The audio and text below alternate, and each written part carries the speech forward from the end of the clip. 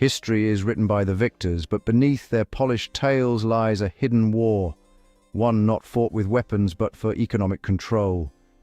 At the center stood Booker T. Washington, a leader whose vision of self-reliance threatened the world's most powerful bankers. He taught the indigenous Moors, reclassified and stripped of their heritage, to reclaim their economic destiny. Washington's message, media, black and white image of broken chains, historic photos symbolizing emancipation, moody close-up of hands breaking shackles. Break the chains of financial servitude, build a parallel economy, and become landlords of your own land. For the global elite, this was an existential threat. An independent people cannot be controlled. They couldn't simply eliminate him. Instead, they dismantled his work, discredited his philosophy, and turned his people against him. This is the story of how Booker T. Washington's movement for independence was sabotaged from within. The battle for his legacy is a battle for our own.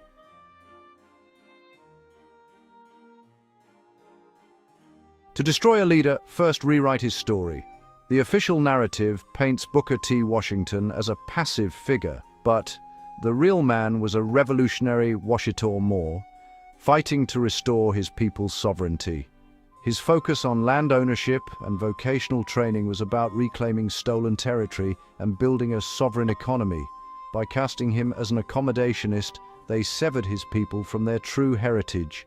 Washington played a long game, funding legal challenges and building economic foundations in secret. The illusion of his compliance was essential for the elite's victory. To understand the war against him, we must see through the fog of history.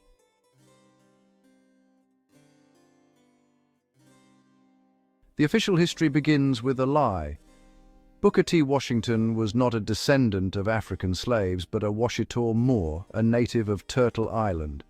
His mother, Jane, was a captive from a sovereign nation. His stepfather, Washington Ferguson, a free Washitaw man. The name Washington was a declaration of his true nationality, not a colonizer's legacy. He was a prince in exile, carrying the birthright of a king. His life's work was a campaign to awaken his people to their true identity and reclaim their inheritance. The elite erased his Washitaw identity to sever his people's claim to the land. Booker's existence was living proof that the so-called slaves were indigenous prisoners of war.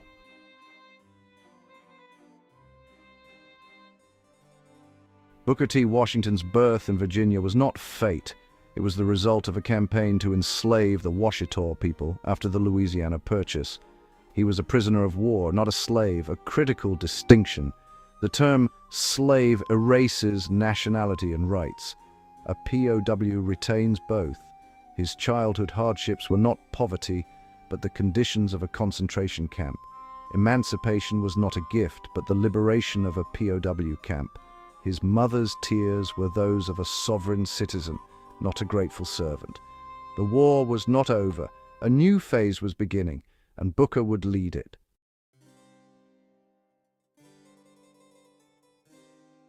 Freed from captivity, Booker T. Washington's true mission began to restore his people's Moorish identity and reclaim their stolen land. Every school and business he built was a step toward this secret goal. The Tuskegee Institute was a national academy for a tribal government in exile. His teachings in agriculture and construction were about rebuilding a nation, not serving landlords. His famous Atlanta address was a coded call for self-reliance and local power. The elite saw him as a threat because he was building economic independence immune to their control. Washington was turning tenants into landlords, debtors into owners, and so-called blacks back into indigenous Moors. This was his silent declaration of economic war. Booker T. Washington worked in salt furnaces and coal mines in West Virginia for several years to earn money. At age 16, he made his way east, mostly on foot, to Hampton Institute, a school established in Virginia to educate freedmen and their descendants, where he also worked as a janitor to pay for his studies. Washington arrived at campus with very little money, and his entrance exam was to clean a room. Upon graduating from Hampton at age 19, Washington briefly returned home to West Virginia. He later attended Wayland Seminary in Washington, D.C. in 1878. In 1881, the Hampton Institute president Samuel C. Armstrong recommended Washington, at then age 25, to become the first leader of Tuskegee Normal and Industrial Institute, later Tuskegee Institute, now Tuskegee University, the new normal school, Teachers College, in Alabama. The new school opened on July 4, 1881, initially using a room donated by Butler Chapel AME Zion Church.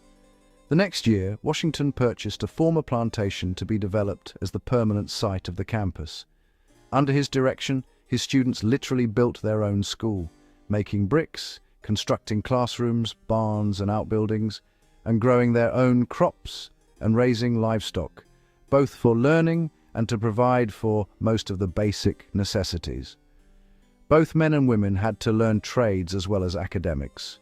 The Tuskegee faculty used all the activities to teach the students basic skills to take back to their mostly rural so-called black communities throughout the South. The main goal was not to produce farmers and tradesmen, but teachers of farming and trades who could teach in the new lower schools and colleges for black people across the South. The school expanded over the decades, adding programs and departments to become the present-day Tuskegee University. The Oaks, a large, comfortable home, was built on campus for Washington and his family. They moved into the house in 1900. Washington lived there until his death in 1915. His widow, Margaret, lived at the Oaks until her death in 1925. In 1896, when Washington reviewed the study conducted by George Washington Carver about the infection plaguing the soybean crop, he invited Carver to head the agriculture department at Tuskegee, where they became close friends. Carver later autographed commemorative stamps issued in 1940 in Washington's honor. Washington was married 3 times. In his autobiography, Up from Slavery, he gave all 3 of his wives credit for their contributions at Tuskegee. His first wife, Fanny N. Smith, was from Malden, West Virginia, the same Kanawha River Valley town where Washington had lived from age 9 to 16. He maintained ties there all his life, and Smith was a student of his when he taught in Malden. He helped her gain entrance into the Hampton Institute. Washington and Smith were married in the summer of 1882, a year after he became principal there. They had 1 child, Portia M. Washington, born in 1883. Fanny died in May 1884. The bankers' most devastating weapon was not a gun, but a pen. With a stroke, they reclassified the indigenous Moors of Turtle Island, stripping them of identity and land. Through census manipulation, they became blacks and African Americans, aliens in their own homeland. But leaders like Booker T. Washington fought back, urging his people to reclaim land and identity, their true inheritance. After losing their land and identity, sharecroppers faced the crop-lion system, a trap disguised as opportunity. Forced to sign away future crops for basic supplies, they entered a cycle of debt they could never escape. High interest, fraudulent ledgers, and perpetual balances kept them bound to the land. It was a web of economic peonage, endless labor, no hope of freedom. Sharecropping and debt in the South weren't just local cruelty, they were a top-down system run by elite London bankers, the landlords of London, who profited from every transaction and kept black farmers trapped in economic bondage. Booker T. Washington's push for land ownership and self-reliance threatened their empire, making him their #1 target.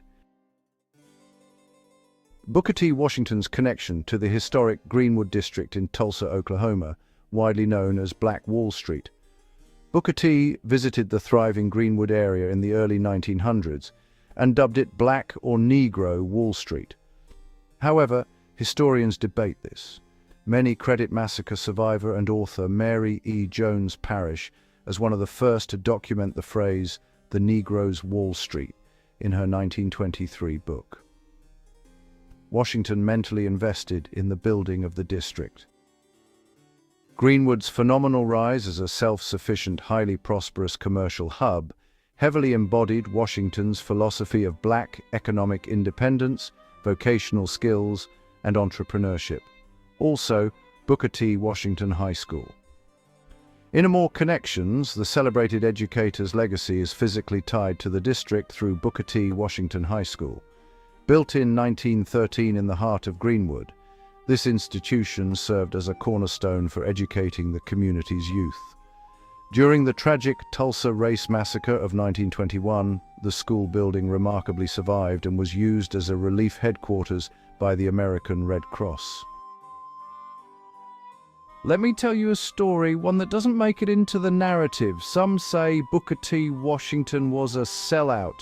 For one, Booker T. Washington was a Freemason and a part of the Masonic agenda. An old man once said, "If you want to know what's going on, follow the money." Some say Booker T's used elites' money and power to fund a quiet revolution waged from the shadows. Most people don't know he was bankrolled by the two richest men in America, John D. Rockefeller and Andrew Carnegie, the Gilded Age's greatest tycoons. The faces carved into the unfortunate minds of American capitalism put their fortunes behind a man who never threatened them with politics, but with something far more dangerous: economic self-reliance. Here's the real play in the background. Rockefeller didn't just toss coins at Tuskegee. He built the General Education Board, seeded it with $1 million, and let the money flow. Slow, controlled, careful, institutional. It wasn't a blank check for sucker willing to promote workers' no-thinkers mentality.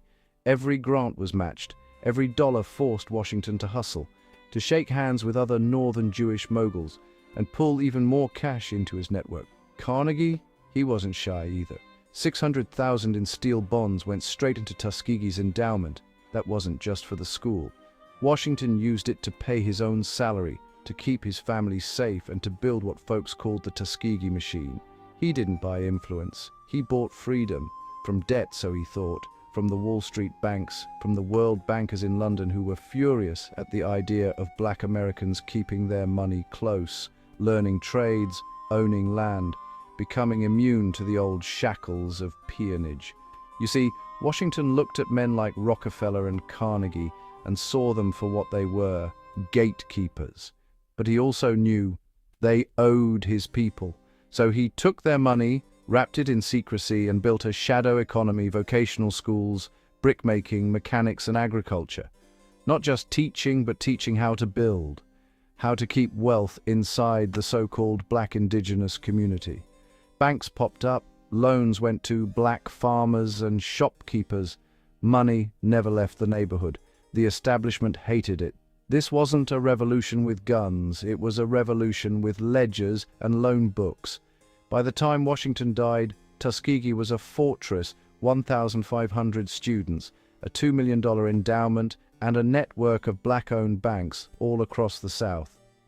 So yeah, Booker T. Washington took the money of men who ruled the world, but he flipped it, used it to teach his people how to never need them again. They say that's the kind of revolution you never see coming, but W.E.B. Du Bois look at it as: you wear apart us, meaning the elite, and then you tricked us by teaching the people totally the opposite of what our master order. You are a traitor. W.E.B. Du Bois shouted out about Booker T. Washington. Booker T. would later establish a powerful network for so-called black entrepreneurs. This collective economic structure encouraged communities to circulate their wealth internally, rather than relying on established Wall Street banks. World bankers in London were angered by Booker T. Washington's advocacy for black economic independence, localized financial self-reliance, and cooperative ownership. Rather than threatening them with radical political ideologies, he disrupted traditional banking monopolies by teaching black Americans how to build, fund, and manage their own institutions. Through his industrial and vocational teachings at the Tuskegee Institute, he encouraged his students and followers to establish their own banks. These community banks provided vital loans and capital to black farmers and business owners, reducing their dependence on white-owned, often predatory financial systems. At Tuskegee, students were taught marketable trades, e.g., agriculture, brickmaking, mechanics, and the importance of property ownership. This threatened the established power structure by giving the black community the means to acquire financial independence and self-sufficiency, rendering them immune to debt peonage and economic control. He emphasized that true freedom was found when an oppressed group learned how to create products their neighbors desired, ensuring that money remained strictly within their local communities. By the time they figure out what Booker T. Washington was really doing with the $2 million, it was too late. The bankers felt like Booker T. Washington had used and abused them. As Booker T. Washington's movement grew, the Crown's bankers sought a subtler weapon, an insider to divide from within. They found W.E.B. Du Bois, a brilliant scholar, to challenge Washington's vision. By pitting Du Bois against Washington, they fractured the movement, ensuring a divided people could not build true independence. The Crown twisted Washington's Atlanta address, his call for economic power, into the so-called Atlanta Compromise. Du Bois, backed by elites, painted Washington as a coward, and the white press amplified this, sowing doubt and confusion. The real enemy, the economic system, remained untouched, while Washington's vision was undermined.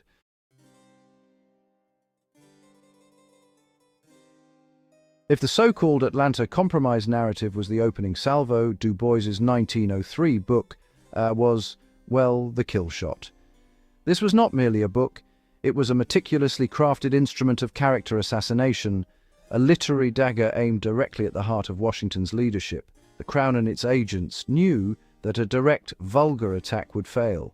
The assault had to be poetic, academic, and cloaked in the language of love for the race was the perfect vehicle.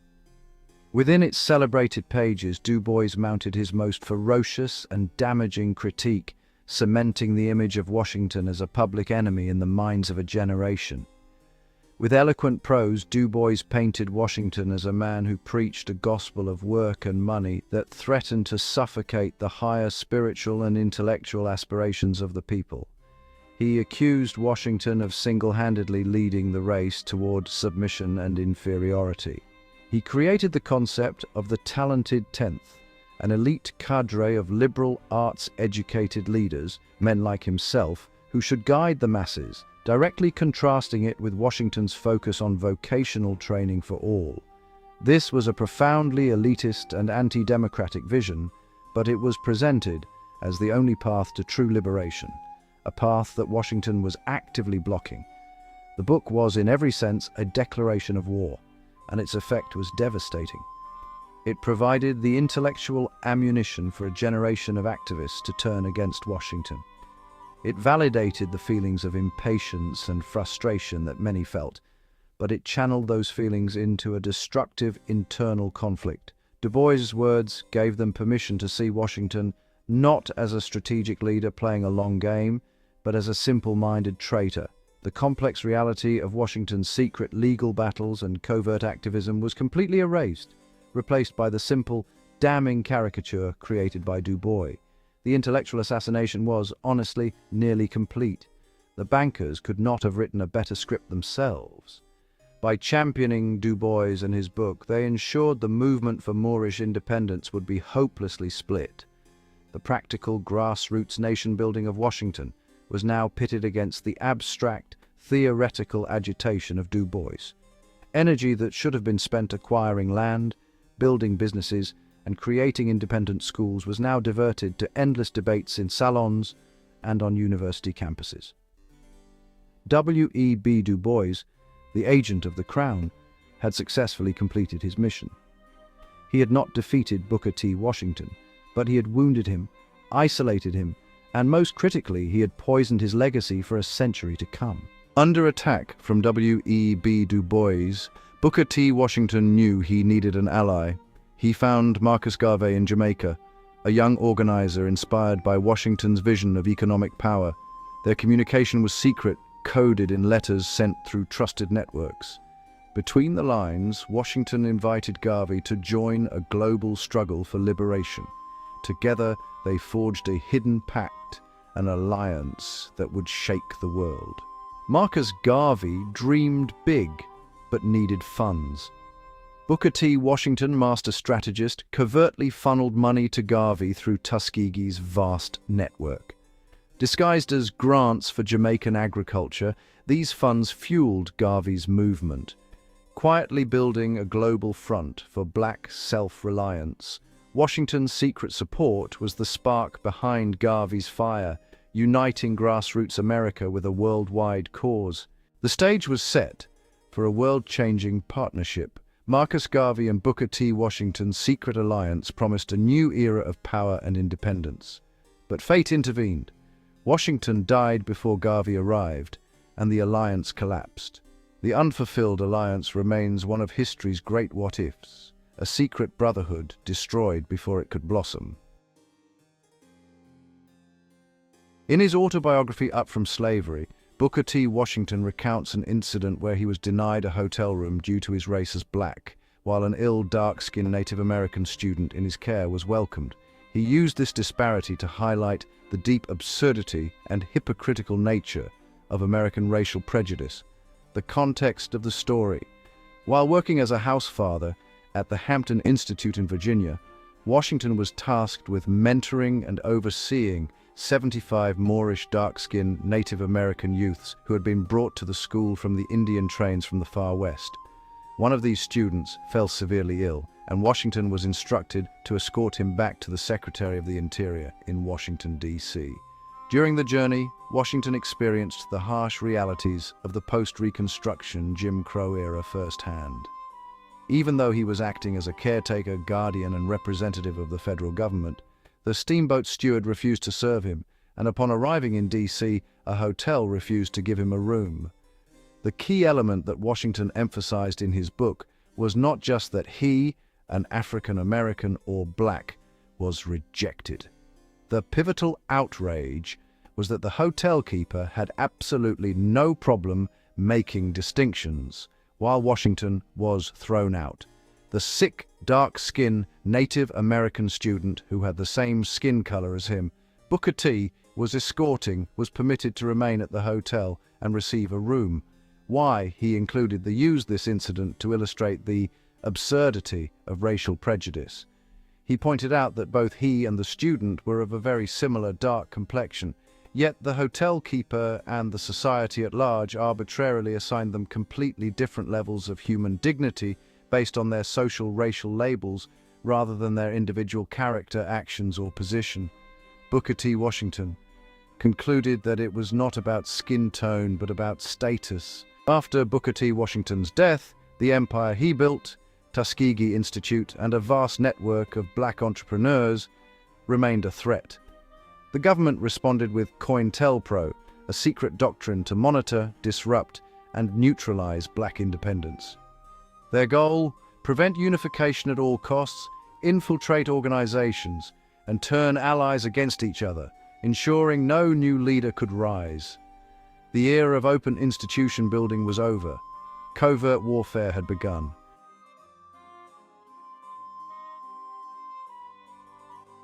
The second front in this new war was a campaign of pure psychological terror, wielded through the power of the press and the poison pen. The goal was to destroy not only the movements, but the reputations of the men and women who led them. If a leader could not be corrupted or controlled, they would be publicly crucified. The government, in concert with the bankers out of London and Switzerland who owned the newspapers and radio stations, launched a relentless series of smear campaigns. They fabricated stories, planted false information, and used anonymous mailings to paint any advocate of black economic power as dangerous, corrupt, or un-American. This was character assassination on an industrial scale. Leaders who followed in Washington's footsteps, promoting business ownership and financial independence, were targeted with particular venom. Government agents would fabricate evidence of financial misconduct, leaking forged documents to friendly journalists. A man who started a successful cooperative bank would suddenly find himself accused of embezzlement in the morning paper. A woman organizing a network of farms would be slandered as a radical communist seeking to overthrow the government. These lies, repeated often enough, became truth in the public mind. The targets were alienated from their base of support, their names forever stained by suspicion, their ability to lead effectively neutralized without a single shot being fired. Beyond slander, the government waged a war of economic attrition. This was a tactic designed to bankrupt leaders and their supporters, bleeding them dry so they could no longer fund their activism. Agents would pressure the employers of known activists, ensuring they were fired from their jobs. They would lean on banks to deny loans to black-owned businesses that were part of the self-reliance movement. They would trigger IRS audits and endless, baseless legal challenges, forcing individuals and organizations to spend their limited resources on lawyers and court fees rather than on community building. It was a slow, grinding process of economic ruin designed to make the price of resistance simply too high to pay. This strategy was devastatingly effective. It created an atmosphere of intense fear and paranoia. People became afraid to donate money, to attend meetings, or to even associate with leaders who had been targeted. The vibrant ecosystem of black entrepreneurship that Washington had nurtured began to wither under this sustained assault. The dream of a parallel economy independent of the bankers' control was systematically dismantled. The poisoned pen and the targeted audit proved to be as deadly as any assassin's bullet, killing the movement by starving it of its two most vital resources: public trust and financial capital. The final betrayal was weaponizing Booker T. Washington's legacy, distorting his message to suppress dissent and enforce dependency. His name, once a symbol of liberation, became a tool to silence new movements and divide his people. The true Washington was buried, and a permanent dependent class was established, just as the landlords of London had planned. The war against Booker T. Washington did not end with his death. It continues today, fought in history books and in the minds of a people taught to revile their own champion. They left us with a ghost, a hollowed-out caricature, and called it history. Reclaiming his true legacy is the first step toward reigniting his revolution. The war is not over. The mission continues.